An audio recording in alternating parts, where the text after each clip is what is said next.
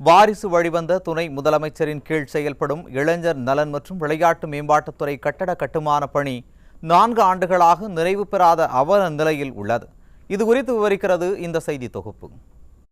பெயரளவிற்கு கவர்ச்சி திட்டங்களை அறிவிப்பதும் முறையான அனுமதி பெற்று அவற்றை நிறைவேற்றாமல் விடுவதும் ஸ்டாலின் மாடல் ஆட்சிக்கே உரித்தான கொள்கை. இதில் சற்றும் மாற்றமின்றி அடுத்த தலைமுறைக்கான வாரிசு அமைச்சர் உதயநிதியும் இளைஞர்களை கவரும் வகையில் புதுக்கோட்டையில் பல்நோக்கு உள் விளையாட்டு அரங்கத்திற்கான அறிவிப்பை வெளியிட்டு அது கட்டப்படுவது போன்ற பிம்பத்தையும் ஏற்படுத்தி 4 ஆண்டுகளாக பணியை கிடப்பில் போட்டுள்ளார். இது குறித்து வெளியாகியுள்ள CAG அறிக்கையில் புதுக்கோட்டையில் 5,56,00,000 மதிப்பீட்டில் பல்நோக்கு உள் விளையாட்டு அரங்கம் அமைப்பதற்கான பணி 4 ஆண்டுகளுக்கு முன் தொடங்கப்பட்டுள்ளதாக கூறப்பட்டுள்ளது. இதற்கு பொதுப்பணித்துறை உள்ளிட்ட அதிகாரிகளிடம் உரிய அனுமதி மற்றும் நிதியை பெறாததால் இன்று வரை அதற்கான பணிகள் நிறைவேற்றப்படாமல் நிலுவையில் உள்ளதாகவும் அறிக்கையில் குறிப்பிடப்பட்டுள்ளது.